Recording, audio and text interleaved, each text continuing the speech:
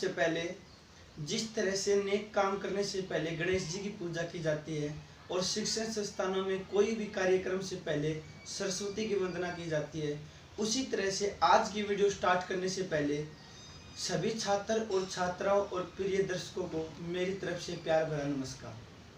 आज अपन profit loss के part 6 में क्वेश्चन नंबर 45 से शुरुआत करेंगे। पहले 5 पार्ट कर चुके हैं अपन और उनमें 44 क्वेश्चन कंप्लीट हो चुके हैं। तो सबसे पहले क्वेश्चन नंबर 45 पर चलते हैं। क्वेश्चन नंबर 45 में कहता है कि यदि एक वस्तु का विक्रय मूल्य दोगुना हो जाता है और शुद्ध लाभ प्रतिशत तिगुना हो जाता है तो उसका शुद्ध प्रतिशत लाभ क्या है अगर वस्तुओं को वास्तविक विक्रय मूल्य पर बेचा जाए। तो देखिए यहाँ पर न तो क्रय मूल्य दे रखा है, ऐसा कुछ कोई अंक वगैरह कुछ नहीं दे रखा है, तो कोई बात नहीं है, मैं यहाँ पर वैल्यू एज्यूम कर लूंगा। यहाँ लिख लिया मैंने सीपी क्रय मूल्य और यहाँ लिख लिया मैंने एसपी विक्रय मूल्य।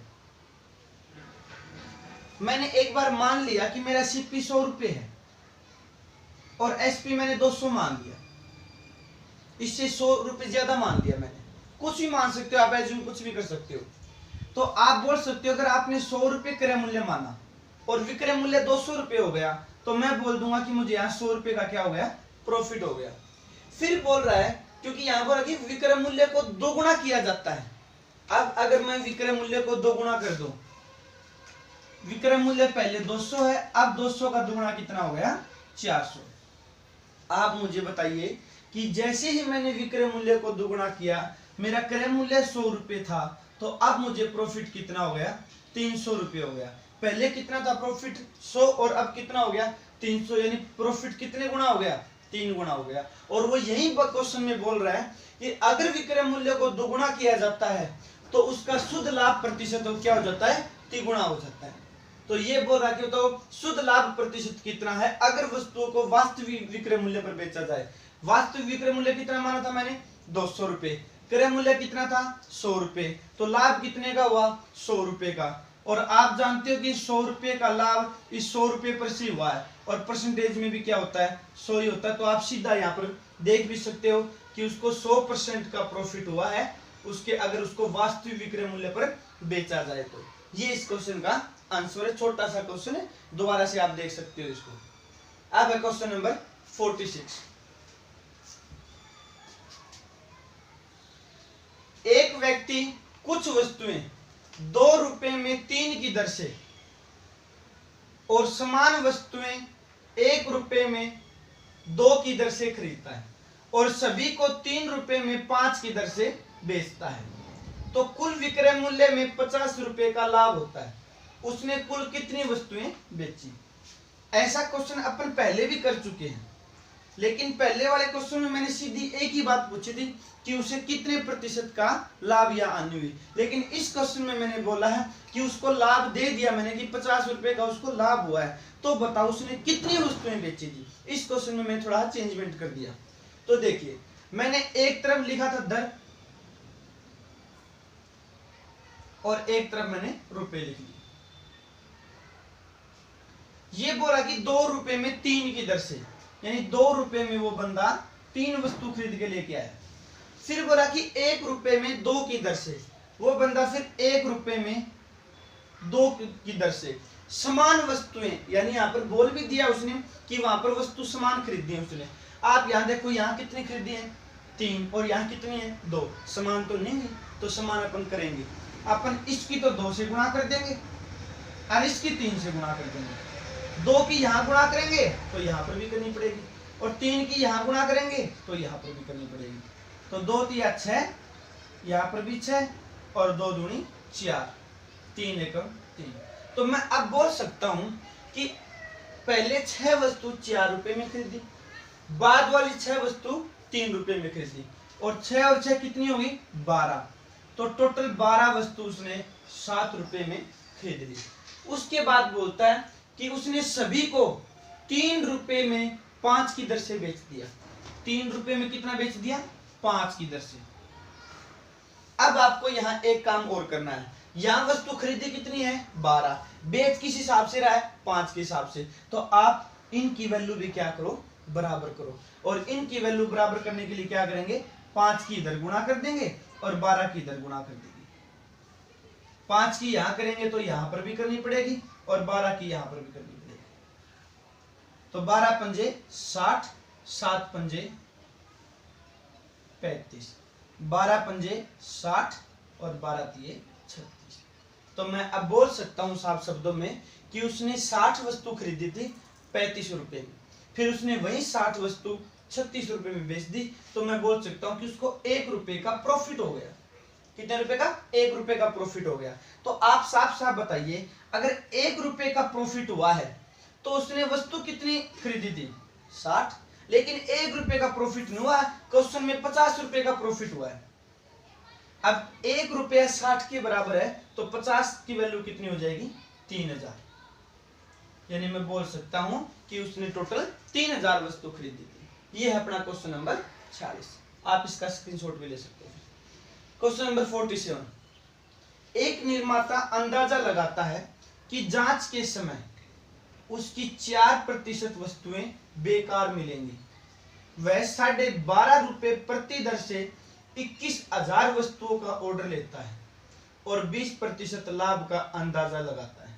तो एक वस्तु का क्रय मूल्य क्या होगा? देखिए क्वेश्चन में पहले समझा देता हूं अच्छे तरीके से। एक निर्माता है, बनाने वाला बंदा, तो वो क्या करता है कि वो एक अंदाजा लगाता है कि उसकी जांच के समय 4% वस्तुएं बेकार मिलेंगी। इसका मतलब उसने कुछ वस्तुओं का ऑर्डर लिया है, कुछ वस्तुएं उसने बेची हैं और उसने 21,000 वस्तुओं का ऑर्डर ले लिया किसी से बनाने का, और उसने बता दिया कि ठीक है भाई मैं 21,000 वस्तु बना दूंगा, लेकिन मेरी एक वस्तु 12.5 रुपए की पड़ेगी। तो मैं अगर आपसे एक बात बोलूं, एक वस्तु 12.5 रुपए की है तो 21,000 वस्तु कितने की होंगी? तो आप बोल सकते हो कि सर इसकी 21,000 से गुणा कर दो आप, तो 21,000 वस्तुओं का क्रय मूल्य आ जाएगा। ठीक है, बिल्कुल सही बात है। सॉरी, विक्रय मूल्य आ जाएगा 21,000 वस्तुओं का, क्योंकि उसने 21,000 वस्तु का ऑर्डर लिया है और वो एक वस्तु 12.5 रुपए की बेच रहा है। फिर उसने अनुमान लगाया कि 21,000 वस्तुओं का तूने ऑर्डर ले तो लिया, अगर तू वहां भेजेगा तो 4% वस्तु तेरी बेकार निकलेंगी, और जो बेकार निकलेंगे उनके तो दाम लगेंगे नहीं। अब 4% वस्तु बेकार निकलेंगी, तो अगर मैं इसका 96% निकाल दूं 21,000 का, तो मेरे पास सही वस्तुएं आ जाएंगी जो बेकार नहीं हुई है, बिल्कुल पूरी की पूरी 12.5 रुपए की बिकी है। मैंने इसका 96% निकाल दिया, तो ये आ गया अपने पास 96% वस्तुओं का विक्रय मूल्य। फिर उसके बाद बोलता है कि 20% लाभ का अंदाजा लगाता है, यानी उसने अपना सारा सामान इतने रुपए में बेचा है और इस सामान पर उसे 20% का लाभ हुआ है। कोई भी वस्तु होती है उसकी कीमत 100% होती है और 20% का प्रॉफिट अगला बता रहा है, तो मैं बोल सकता हूं कि ये सारे की सारी कीमत 120% के बराबर है। और जब ये सारे की सारी कीमत 120% के बराबर है तो एक यूनिट की वैल्यू कितनी होगी? 12.5 इंटू 21,000 इंटू 96% अपॉन 120%। आप मुझे एक बात बताइए, ये सारा का सारा क्या आ गया? क्रय मूल्य आ गया, सीपी आ गया। कितनी वस्तुओं का? 21,000 वस्तुओं का। अब ये 21,000 वस्तुओं का क्रय मूल्य है, तो फिर एक वस्तु का क्रय मूल्य पूछा उसने, मैं 21,000 से क्या कर दूंगा? डिवाइड कर दूंगा। अब आप इसको काट सकते हो, 21,000 से 21,000 कैंसिल, प्रतिशत से प्रतिशत कैंसिल, ये पॉइंट है इसके नाम के नीचे 2 जीरो लगा दी मैंने, यहां 0 से 0 कैंसिल, 12 8 96, 25 पंजा 125 और 25 चौका 100, 4 से काटा तो 4 दूनी 8। अब मैं बोल सकता हूं 5 दूनी 10। उसकी एक वस्तु 10 रुपए की पड़ी थी। यह है एक वस्तु का सीपी बोल सकते हो, खरीद मूल्य बोल सकते हो, लागत मूल्य बोल सकते हो, क्रय मूल्य बोल सकते हो। यह इस क्वेश्चन का आंसर। अब अपना नेक्स्ट क्वेश्चन 48। ये क्वेश्चन बिल्कुल आसान है, छोटा सा क्वेश्चन है बिल्कुल, ये तो हर बंदा कर भी सकता है इसको। 21 गेंदों को 1620 रुपए में बेचकर एक दुकानदार 3 वस्तुओं के लागत मूल्य की हानि उठाता है। तो एक वस्तु का लागत मूल्य क्या होगा। देखिए साफ साफ बोल रहा अगला कि अगर 21 गेंद 1620 रुपए में बेचेगा तो उसको 3 गेंदों का नुकसान होगा, 3 वस्तुओं का नुकसान होगा।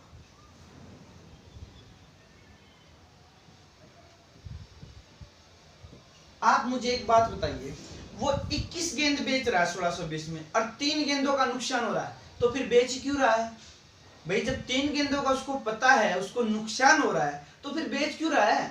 तो 21 की बजाय 3 कम बेचो ना, 18 बेचो 1620 रुपए में, फिर तो नुकसान नहीं होगा। अब 18 गेंद 1620 में बेचेगा तो इसका मतलब एक गेंद का लागत मूल्य कितना है? 90 रुपए। ये इस क्वेश्चन का आंसर है। अब चलते हैं अपन नेक्स्ट क्वेश्चन पर। Question number 49। 1.5 लाख रुपए मूल्य वाली एक कार X द्वारा Y को 5% लाभ पर बेच दी। Y ने X को वापिस वही कार 2% हानि पर बेच दी, तो पूरे सौदे में X को कितना लाभ या हानि हुई? देखिए मैंने यहां लिख लिया एक बार X और यहां लिख लिया मैंने Y। अच्छा क्वेश्चन है, बहुत बढ़िया क्वेश्चन है ये। तो ये कहता है कि 1.5 लाख रुपए में X ने Y को 5% लाभ पर बेच दी। चलो मैंने मान लिया एक बार कि X ने वो 100 रुपए में खरीदी थी, 100 रुपए में खरीदी थी, मैंने मान लिया। फिर इसने 5% लाभ पर Y को बेच दी। 5% लाभ, 100 का 5% तो 5 होता है। 5 रुपए लाभ पर कितने में बेच दी? 105 रुपए में बेच दी Y को। फिर Y ने वापिस X को 2% लॉस पर बेच दी, इसको 2% लॉस पर।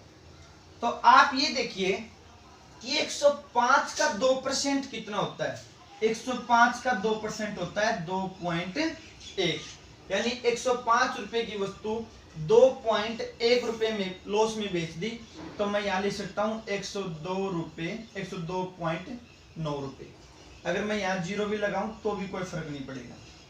यानी साफ शब्दों में दोबारा से फिर एक बार बताता हूं। मैंने मान लिया कि X ने वो वस्तु 100 रुपए में खरीदी थी, 5% लाभ पर Y को बेच दी, 105 रुपए में बेच दी। फिर Y ने तुरंत इसको 2% हानि पर बेच दिया। 105 का 2% इसमें से माइनस करूंगा मैं, तो 2.10 रुपए माइनस होने के बाद 102 रुपए 90 पैसे बचेंगे, यानी 102 रुपए 90 पैसे में X ने Y से खरीद ली।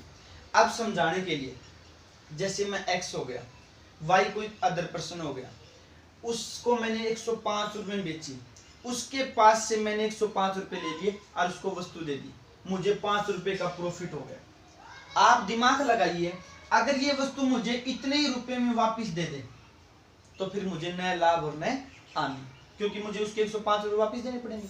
ठीक है, फिर इसने 2% नुकसान पर मेरे को वापस दे दी, 2 रुपए 10 पैसे नुकसान में। तो क्या किया मैंने, उससे वस्तु वापस ले ली और उसी के 105 रुपए में से मैंने 102 रुपए 90 पैसे उसको लौटा दिए। तो मैं बोल सकता हूं कि मेरे पास 2 रुपए 10 पैसे बच गए और मेरी वस्तु भी मेरे पास आ गई।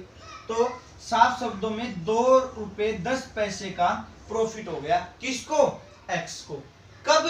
जब वस्तु 100 रुपए की थी। अगर 2 रुपए 10 पैसे का प्रॉफिट हुआ है तो वस्तु 100 रुपए की थी, लेकिन 2 रुपए 10 पैसे का प्रॉफिट नहीं हुआ है। प्रॉफिट हुआ यहाँ पर 1.5 लाख रुपए का, सॉरी 1.5 लाख रुपए वाली कीमत वस्तु है। अगर वस्तु 100 रुपए की थी तो प्रॉफिट 2 रुपए 10 पैसे का हुआ है, और अगर वस्तु 1.5 लाख रुपए की है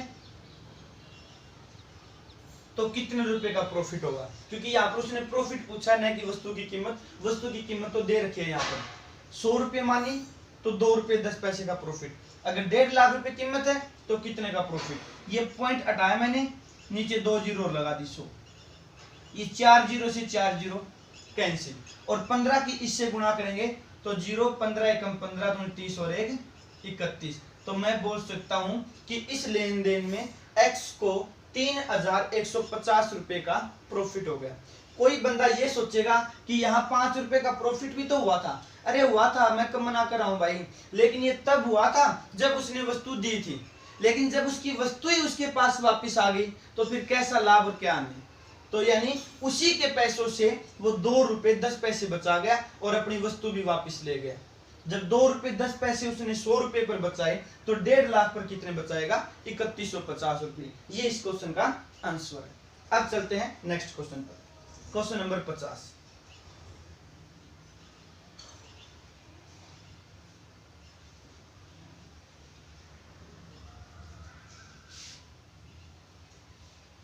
आज का मौसम भी बहुत खराब लग रहा है, बारिश आने की संभावना है, लेकिन फिर भी अपन मेहनत करते रहेंगे, वीडियो जारी रहेगी अपनी।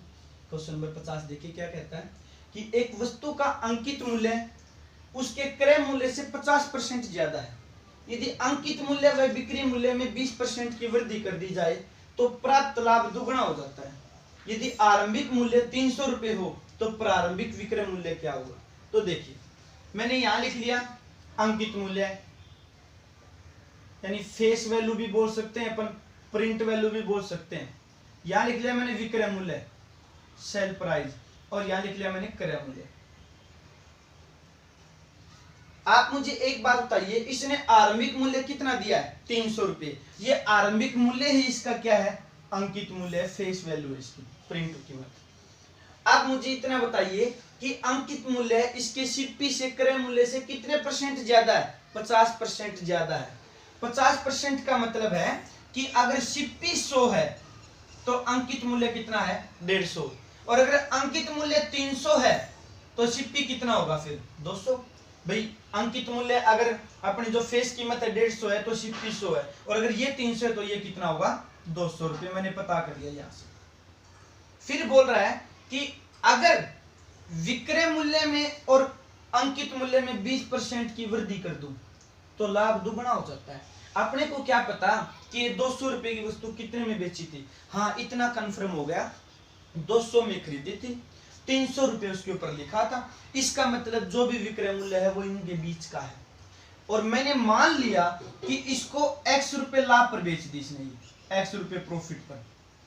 200 में तो खरीदी थी, x रुपए प्रॉफिट में बेचेगा तो ये 200 प्लस x रुपए में बिकेगी। ये इसका क्या हो गया? विक्रय मूल्य हो गया, सेल प्राइस।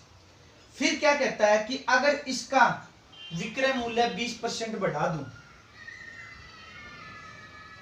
20% में इसका विक्रय मूल्य बढ़ा रहा हूं, अंकित मूल्य भी 20% बढ़ा रहा है, लेकिन अंकित मूल्य आप बढ़ाओ चाहे मत बढ़ाओ कोई फर्क नहीं पड़ेगा। तो 200 प्लस x का 20% कितना होता है? 200 का 20% हो गया 40, और x का 20% हो गया x/5। यानी अगर विक्रय मूल्य इतना बढ़ जाए, पहले विक्रय मूल्य 200 प्लस x था, 40 प्लस x/5 और बढ़ जाएगा तो 200 और 40 240 प्लस x में x/5 जोड़ोगे तो 6x/5 हो जाएगा, तो विक्रय मूल्य ये हो जाएगा।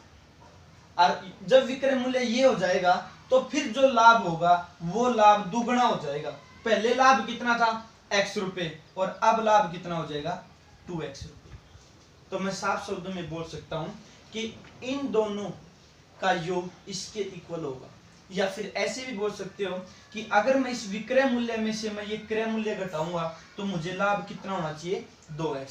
या फिर बोल सकते हो क्रय मूल्य में अगर लाभ जोड़ूंगा तो कितना आ जाएगा? विक्रय मूल्य। तो मैं क्रय मूल्य में लाभ जोड़ रहा हूं, 200 प्लस 2x, ये बन गया विक्रय मूल्य। और विक्रय मूल्य कितना निकाला मैंने? 240 प्लस 6x/5। ये 6x/5 इधर आकर माइनस हो जाएगा, और 2x में से 6x/5 माइनस करोगे तो आपका बचेगा 4x/5। और ये 200 प्लस का है, उधर जाकर माइनस हो जाएगा तो बच जाएगा 40। 4 से ऊपर के ऊपर काट सकते हो, 10 पर कट गया। और x की वैल्यू कितनी फाइंड होगी? 5 की 10 से गुणा करूंगा तो 50। ये होगी अपने पास x की वैल्यू, और x की वैल्यू ही मुझे निकालनी थी। अब x का मान 50 यहाँ रख देंगे, 200 और 50 कितना हो जाएगा? 250 रुपए। ये इस क्वेश्चन में पूछा गया था कि प्रारंभिक विक्रय मूल्य क्या होगा, तो प्रारंभिक विक्रय मूल्य इसका 250 होगा। ये इसका बेसिक मेथड। थोड़ा सा आप एज्यूम करके भी कर सकते हो। देखिए मैं दूसरा तरीका और बताता हूँ।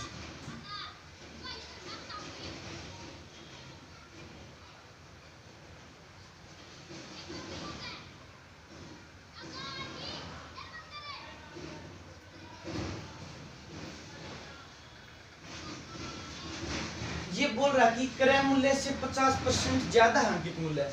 मैं बोलूं कि ये 100 है तो ये कितना है 150, और अगर मैं इनको काटूंगा तो रेशो बन जाएगा इनका 3:2, यानी अंकित मूल्य का और क्रय मूल्य का फेस वैल्यू और सीपी का जो रेशो है वो 3:2 हो जाएगा।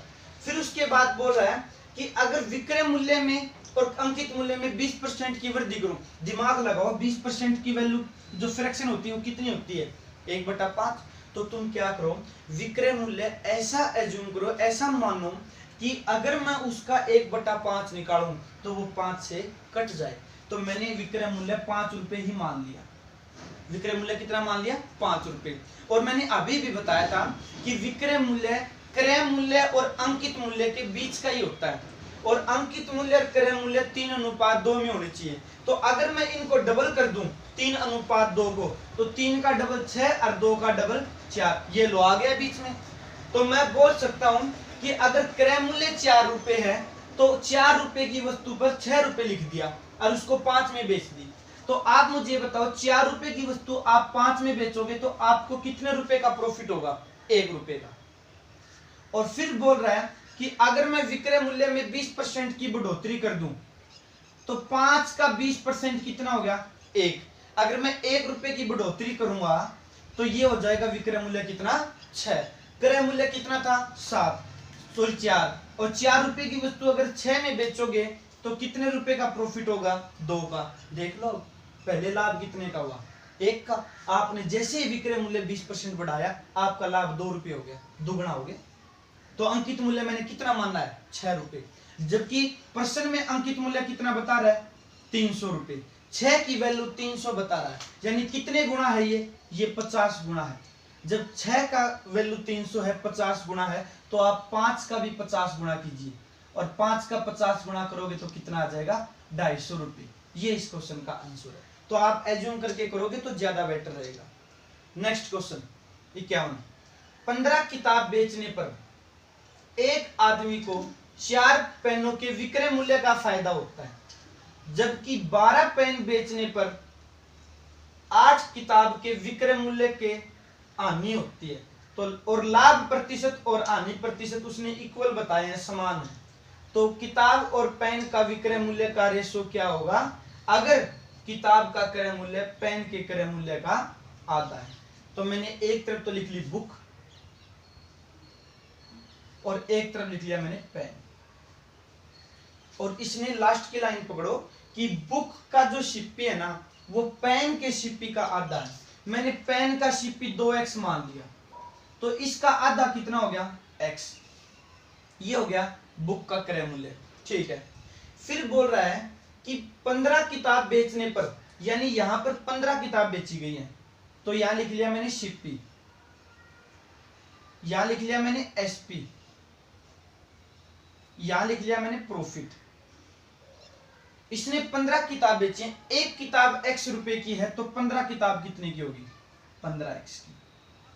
फिर उसके बाद बोल रहा है कि 4 पेनों के विक्रय मूल्य का फायदा हुआ है, लेकिन विक्रय मूल्य यहां पर उसने बता भी नहीं रखा कि अपने को विक्रय मूल्य कितना हुआ है। चलो कोई बात नहीं, विक्रय मूल्य मैं एज्यूम कर लेता हूं, मान लिया इसका विक्रय मूल्य a है और इसका विक्रय मूल्य मैंने b मान लिया। तो 15 किताब उसने बेची है, तो पहले 15 किताब खरीदी होंगी। एक किताब कितने की थी x की, और 15 किताब कितनी की हो जाएंगी 15x की, वो शिप्पी हो जाएगा इनका। फिर बोल रहा कि 4 पेनों के विक्रय मूल्य का फायदा होता है, एक पेन का विक्रय मूल्य कितना है 20 रुपए, तो 4 पेन का विक्रय मूल्य कितना हो जाएगा 4b। मैंने बुक और पेन का जो क्रय मूल्य है वो मैंने x और 2x मान लिया, क्योंकि इसकी जो कीमत है वो इसकी आधी है। फिर बोल रहा है कि 15 किताब अगर बेच रहा अगला तो 4 पेनों के विक्रय मूल्य का फायदा हो रहा है। तो मुझे ये नहीं पता कि बुक और पेन का विक्रय मूल्य एसपी प्राइस कितना है, तो मैंने ये भी एज्यूम कर लिया, इसका बुक का तो एसपी मान लिया ए और पेन का एसपी मान लिया बी। फिर 4 पेनों का फायदा होता है, एक पेन का एसपी 20 रुपए है तो 4 कितने का हो जाएगा 4b। फिर उसके बाद बोलता है कि 12 पेन बेचने पर, यहां पर वो 12 पेन बेच रहा है, तो 8 किताबों के विक्रय मूल्य के बराबर हानि होती है। यहां पर इसको लॉस हो रहा है, किसका 8 किताबों के विक्रय मूल्य के बराबर। एक किताब का विक्रय मूल्य कितना है ए रुपए, तो 8 किताब का विक्रय मूल्य कितना हो जाएगा 8, ये हो गया इसको लॉस। फिर बोल रहा है कि लाभ प्रतिशत और हानि प्रतिशत बराबर है, और लाभ प्रतिशत आप जानते हो कुल लाभ कितने का हुआ है 4 का, बटे क्रय मूल्य कितना 15 किताबों का क्रय मूल्य, एक किताब का क्रय मूल्य कितना है x, तो 15 किताबों का क्रय मूल्य कितना होगा 15x, और इनटू में 100, तो ये आ गया लाभ प्रतिशत। अब हानि प्रतिशत निकालेंगे, कुल हानि कितनी हुई है 8a की, बटे क्रय मूल्य, अब 12 पेनों का क्रय मूल्य कितना होगा, एक पेन का क्रय मूल्य है 2x, तो 12 पेनों का क्रय मूल्य हो गया 24x, और इनटू में 100, ये होगी हानि प्रतिशत।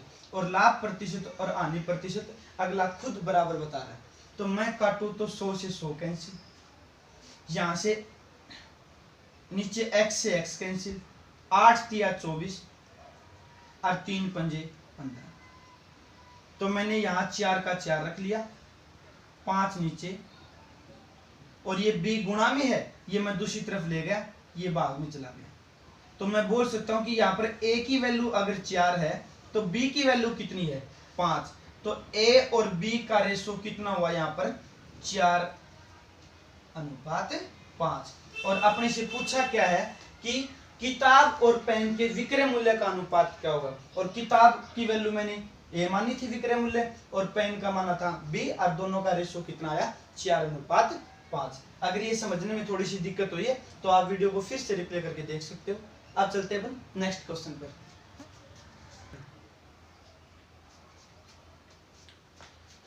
क्वेश्चन नंबर 52, एक व्यापारी वस्तुओं को ऐसे अंकित करता है कि उसको 40% का प्रॉफिट हो सके, 8% भेजा हुआ माल आग में जल जाता है, 22% मटमैला हो जाता है, और लागत मूल्य से आधे मूल्य पर उसे बेचना पड़ता है, और बाकी वस्तु अधिकतम मूल्य पर बेची जाती है, तो शुद्ध प्रतिशत लाभ क्या होगा। जैसे मैंने क्या किया, एज्यूम कर लिया कि वो दुकानदार या विक्रेता व्यापारी 100 रुपए का माल लेके आ गया, ठीक है, 100 रुपए के माल पर वो 40% लाभ पर बेचना चाहता है, ठीक है, फिर बोल रहा है कि 8% भेजा हुआ माल है ना, वो क्या हो गया, जल गया, जो माल जल गया उसकी तो कोई कीमत होगी नहीं। अब 8% माल, जब 100 रुपए का माल खरीद के लाया था, 100 का 8% कितना हुआ 8 रुपए का माल पर नए लाभ हुआ और नए हानि हुई, मतलब वो तो जल गया, बिल्कुल राख हो गया, तो कीमत 0 रुपए मिली उसकी, तो ठीक है। 22% मटमैला हो गया, 100 का 22% कितना होगा 22 रुपए। अब 22 रुपए का माल मटमैला का मतलब होता है जैसे कोई खराब हो गया, जैसे अपनी सब्जी वगैरह होती है, अपन सुबह बेचता है कोई दुकानदार, और वो शाम को देखते हैं तो वो सूख जाती है, तो वो कम दाम में बेचना शुरू कर देता है, तो वो क्रय मूल्य के आधे कीमत पर उसे क्या कर रहा है, बेच रहा है। तो आप मुझे बताइए 22 रुपए में खरीद के लाया था, तो उसको कितने में बेच रहा है, 11 में बेच रहा है, ठीक है। फिर क्यों 50% कीमत होगी इसकी, 22 का 50% आधी कीमत पर बेच रहा है। फिर बोल रहा है कि शेष जो सामान बच गया, बाकी सामान, अब बाकी सामान कितने रुपए का बच गया 70 रुपए का, ये 70 रुपए का सामान उसने अधिकतम मूल्य पर बेच दिया। अधिकतम मूल्य का मतलब होता है कि जैसे 100 रुपए की लेके आए थे और वो 40% लाभ पर बेचना चाहता है, मतलब 140% में बेचना चाहता है, तो ज्यादा से ज्यादा आप 140% में ही बेच सकते हो माल को, उससे ऊपर नहीं बेच सकते, क्योंकि उसने कंडीशन बता दी यहाँ पर कि 40% ही लाभ चाहता है बस वो। तो आप मुझे बताइए 70 का 140% कितना हुआ, 70 का 140% हुआ 98 रुपए। तो आप मुझे इतना बताइए कि टोटल सामान उसका कितने रुपए का बिका, टोटल सामान उसका 109 रुपए का बिका, जबकि वो लाया कितने रुपए में था 100 रुपए में। 100 रुपए का सामान 109 रुपए में बिका, तो मैं बोल सकता हूं कि उसको 9% का प्रॉफिट हो गया। ये इस क्वेश्चन का आंसर। अब अपना नेक्स्ट क्वेश्चन नंबर 53। एक आदमी 3 कंपनियां ABC के शेयर खरीदता है। ये कंपनियां क्रमशः 10%, 12% और 15% लाभांश देती हैं। इन कंपनियों में उसने अपनी पूंजी का 20%, 30% और 25% शेयर खरीदने में खर्च किया और 2327 रुपये 50 पैसे का प्रॉफिट कमाया। तो उसने कुल कितनी पूंजी लगाई थी, देखिए भाई, पहली कंपनी ए हवा 10% फायदा करा है आदमी का, और जबकि उसने शेयर कितने खरीदे 20%, तो आप मुझे बताओ 10% फायदा करिए, 20% शेयर खरीदे हैं, तो आप 20 का 10% निकालो। 20 का 10% निकालूंगा तो मैं बोल सकता हूं कि 2% का प्रॉफिट मिलेगा पहली कंपनी पे। फिर दूसरी कंपनी में 30% शेयर खरीदे हैं और 12% वह प्रॉफिट दे हैं, तो आप 30 का 12% निकालिए।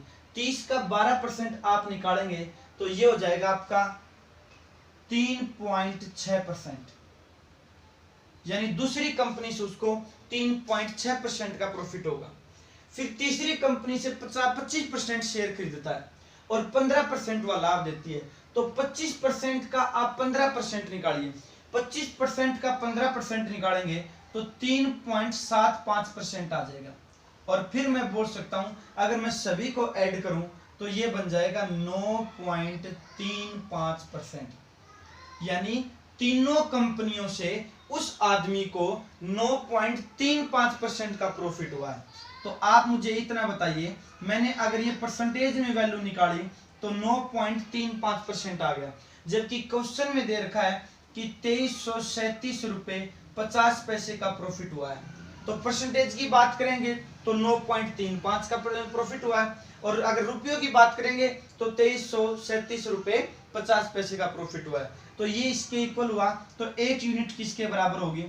2337.50 अपॉन 9.35, प्रतिशत के नाम का ऊपर 100, 2 अंकों के बाद पॉइंट, तो डेसिमल से खत्म हो जाएगा डेसिमल। और इससे अगर मैं ये इसको काटूंगा तो मुझे पूरी उम्मीद है ये 250 पर कटेगा।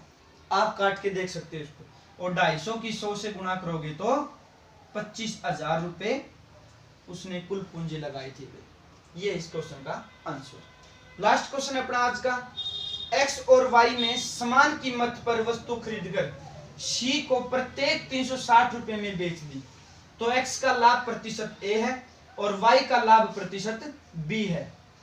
वाई का लाभ प्रतिशत बी है, सो दे रखा बी है। वाई अपना लाभ प्रतिशत विक्रय मूल्य पर निकाल रहा है। सी ने एक वस्तु डी को ए प्रतिशत लाभ पर बेच दी, तो ज्ञात करो कि डी ने उस वस्तु की कितनी कीमत अदा करनी पड़ी।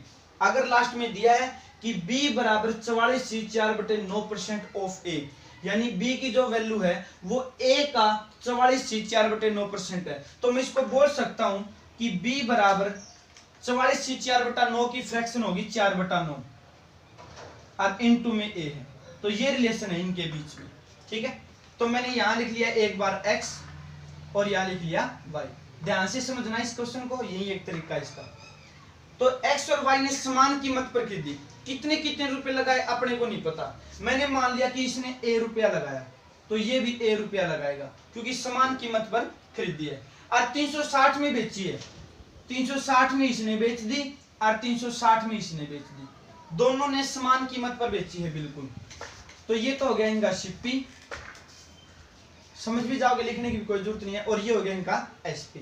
ठीक है, फिर बोल रहा है कि x का लाभ परसेंट a है, x का जो लाभ प्रतिशत a है और y का लाभ प्रतिशत b है, और y अपना लाभ परसेंट विक्रय मूल्य पर निकाला है। आप मुझे इतना बताइए कि ये क्रय मूल्य पर निकालेगा तो a% का लाभ बता रहा अगला खुद, और ये विक्रय मूल्य पर निकालेगा तो ये b% का लाभ बता रहा खुद, क्योंकि इसने जो गणना की है लाभ परसेंट की वो विक्रय मूल्य पर की है, सेल प्राइस पर।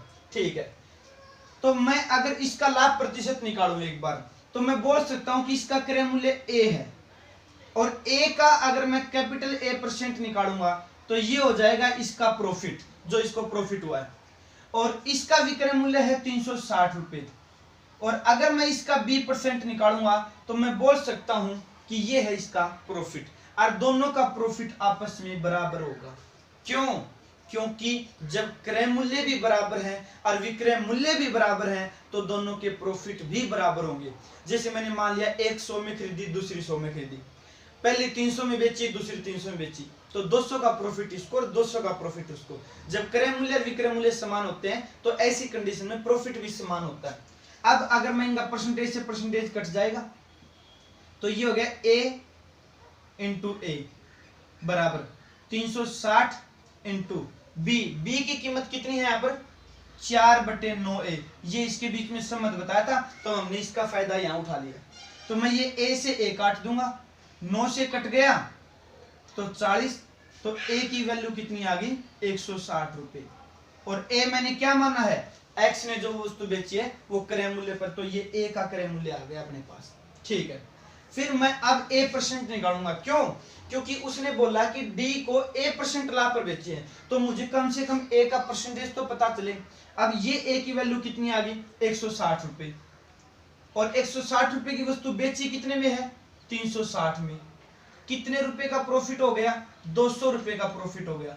मैं परसेंटेज में निकाल लेता हूं इसको, प्रॉफिट 200 रुपए का प्रॉफिट हो गया, कितने रुपए पर से 160 रुपए पर से, और परसेंटेज के नाम का 100। 40 से काटा 5 पर, 40 से काटा 4 पर, और 4 से इसको काटा 25, तो 25 पंजा 125% का प्रॉफिट हुआ है। ये आ गई अपने पास ए की वैल्यू, और a% लाभ पर डी को बेचा है किसने, सी ने। आप मुझे इतना बताइए कि सी ने वो वस्तु खरीदी कितने में थी, अरे भाई x और y जितने रुपए में बेचेंगे उतने रुपए में तो खरीदेगा, और x और y ने वस्तु कितने में बेची है 360 में, तो ये 360 रुपए ये सी बंदे का क्या है क्रय मूल्य है, और ये 360 रुपए की वस्तु उसने 125% लाभ पर बेची है। तो 360 का 125% निकालो आप, 360 का 125% निकालोगे तो ये आ जाएगा अपने पास 450 रुपए, आप निकाल भी सकते हो उसको।